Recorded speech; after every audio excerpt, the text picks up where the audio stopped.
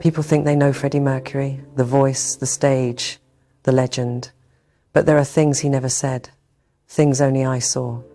I remember one cold night in December 1987. Snow was falling outside Garden Lodge, and Freddie was sitting by the piano, silent. He wasn't singing, just touching the keys gently, as if they hurt.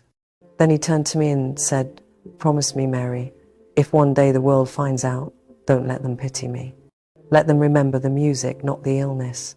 I never understood what he meant that night, not until it was too late. That night marked the beginning of a secret Freddie would protect until his final breath. To the public, he was still the untouchable rock god. Radiant, flamboyant, immortal. But behind closed doors, the man who had conquered the world was now at war with his own body. This isn't just the story of a disease, it's the story of courage, silence, and love that refused to fade, even as his strength did.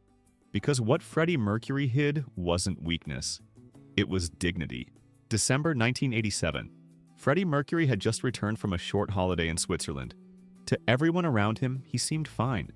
Energetic, witty, and as sharp as ever. But Mary Austin noticed the small things. The way he tired easily. How his once lively eyes seemed distant. He'd always been private, but now there was a quietness that unsettled her. He spent hours alone at the piano, playing half-finished melodies that never became songs. The same phrase again and again, like a heartbeat fading into silence. Then came the hospital visits, disguised as routine checkups. He told Mary not to worry, but she saw the truth in his trembling hands. When the diagnosis came, he didn't cry. He didn't even flinch. He just stared at the floor for a long time and whispered, "So this is it then." For a man who lived louder than life itself, silence became his only weapon. "If the press ever finds out," he told Mary, "they'll turn me into a headline before I'm even gone." And from that moment, the secret began. A secret he would carry with elegance, denial, and a kind of courage that no disease could touch. 1988. The world was changing, but Freddie Mercury was hiding in plain sight. He continued to record, to host dinners, to laugh with friends. But those closest to him knew. Something was wrong. His energy came in waves. One night he'd be radiant, singing, drinking champagne, making everyone roar with laughter. The next he'd vanish for days, too weak to get out of bed. Brian May once asked him, "Are you all right, Fred?" Freddie just smiled and said, "Darling, I'm immortal. Didn't you know?" But in private, the mirror told a different story. His clothes fit looser. Makeup became armor. The camera flashes that once fed him now felt like exposure. Still, he refused to slow down. He recorded the miracle with a fever.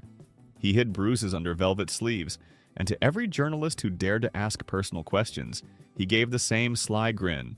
"The mystery keeps me interesting, darling." Let's leave it at that. Behind that wit was a man terrified not of dying, but of disappointing the people who saw him as indestructible. Freddie Mercury didn't want sympathy. He wanted applause, even if it was his last. Before the diagnosis, Freddie's life had been a blur of lights, champagne, and adrenaline. Munich, New York, Tokyo. The cities changed, but the nights were always the same. Wild, loud, endless. "I didn't live, I devoured life," he once said in an interview. And when you live like that, you don't count the risks. In the early 80s, AIDS was a rumor, a ghost that haunted headlines. But in Freddie's world, fear wasn't invited. He was chasing something greater, a freedom that had no limits.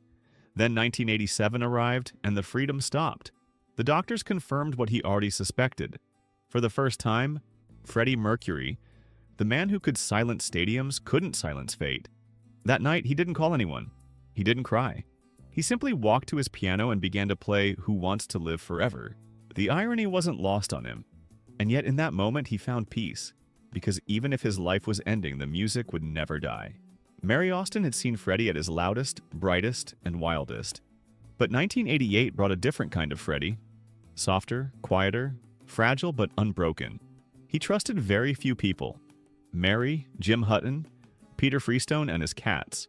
That was his circle. The rest of the world became noise he no longer wanted to hear. "I don't need sympathy," he told Mary. "I just need time." And she gave him that. She became his protector, his secret keeper. Every doctor's visit, every prescription, every letter, hidden, guarded, erased. When tabloids began circling Garden Lodge, she confronted them herself. Inside the house, Freddie turned his pain into rhythm. He wrote constantly. Every lyric felt heavier, more personal. Songs like Was It All Worth It carried meanings only he and Mary understood. At night, she'd hear him coughing through the walls, pretending he was fine in the morning. Mary once said, "It wasn't just about watching someone I loved fade away. It was about learning what real strength looks like." Freddie didn't fight to survive. He fought to stay himself. 1989. The rumors had become impossible to ignore. Photographers camped outside his door. The newspapers spoke in riddles. The mystery of Freddie's health. Freddie laughed at them all, but Mary could see how tired he was of pretending. He recorded the miracle through exhaustion and pain. He'd spend hours in the studio, his voice still powerful but his body betraying him. The band didn't ask questions. They didn't have to. They knew. One night, while recording, Brian May noticed Freddie's hands trembling so violently he could barely hold a cup. Freddie grinned and said, "Don't worry, darling. The show must go on, and so must I." Those weren't just words. They were prophecy. Behind that joke was a man who refused to give the world the satisfaction of seeing him weak. He turned every performance into defiance, every lyric into confession. In public, he was flamboyant. In private, he was fading.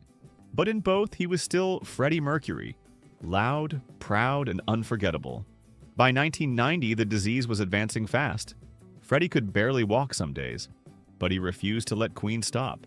Brian May brought him the demo for The Show Must Go On, doubting Freddie could even sing it. The lyrics were brutal, a dying man's final vow. Freddie listened, poured a glass of vodka, and said, "I'll nail it, darling." And he did. He sang like it was his last breath, because it nearly was.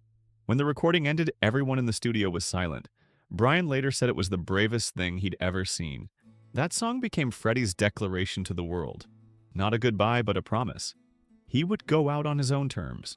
When it was over, he smiled weakly and said, "There. Now you can say I did something worthwhile." He could no longer hide the truth from those around him, but to the public, the mask stayed on. And behind that mask was a man saying goodbye, one lyric at a time. 1991, London. Freddie Mercury rarely left Garden Lodge anymore. His body had changed beyond recognition, but his spirit hadn't.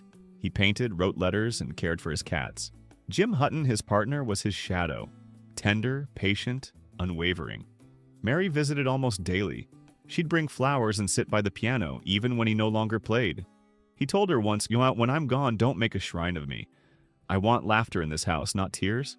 But outside, the world was already preparing for tragedy. Rumors exploded. The press grew vicious. Still, Freddie refused to confirm anything. Not because he was ashamed, but because he didn't want his illness to define his legacy. Instead, he recorded, "These are the days of our lives." His voice fragile, his eyes hollow, but his expression peaceful. When he finished, he looked into the camera and whispered, "I still love you." And that was the last time the world saw him alive. November 23, 1991. Freddie Mercury released a short public statement confirming what everyone had long suspected. He had AIDS. It was simple, direct, and fearless. No dramatics, no apologies. Just truth. 24 hours later, he was gone. He died in his bed at Garden Lodge, surrounded by Mary, Jim, and a few close friends. Outside, fans gathered with candles, singing Bohemian Rhapsody through tears. The streetlights flickered under the rain, as if the sky itself was mourning. For years, Freddie had hidden his suffering to protect others from their own fear. And in his final act, he transformed that silence into strength. Mary Austin said later, "He wasn't afraid of death, only of being forgotten. But Freddie Mercury will never be forgotten." His final gift wasn't a song or a statement. It was the lesson that truth, even when painful, can be the most beautiful thing you leave behind. The funeral was private, quiet, sacred, and small. Zoroastrian prayers echoed softly inside the chapel. No cameras, no reporters, just the people who had truly known the man, not the myth. Mary Austin stood silently beside the coffin, holding a single white rose. She didn't cry. Not then. She had promised him she wouldn't. Later, she carried out his final wish.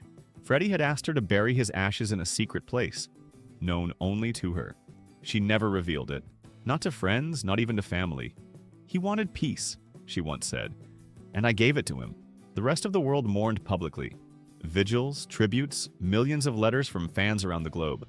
But for Mary, the grief was intimate, a private echo that never faded. Because losing Freddie wasn't just losing a legend, it was losing the only person who had ever truly seen her, and the only one she had ever seen completely. 30 years later, Freddie Mercury still fills stadiums. His voice still soars. His laughter still echoes in interviews. His confidence still burns in every performance. But beneath all the legend, all the myth, there remains the truth Mary spoke of. The man who faced death with elegance, humor, and love. He never let AIDS define him. He defined what courage looked like in the face of it. He taught the world that music can outlive fear. That identity is not something to hide at Smykain, it's something to celebrate. And maybe that's why, even now, millions still sing, "We are the champions," as if he's in the room. Because in some way, he is. So if his story moved you, don't let it fade here. Hit subscribe, share this story, and keep Freddie's light alive. Because legends like him don't disappear. They simply change their stage.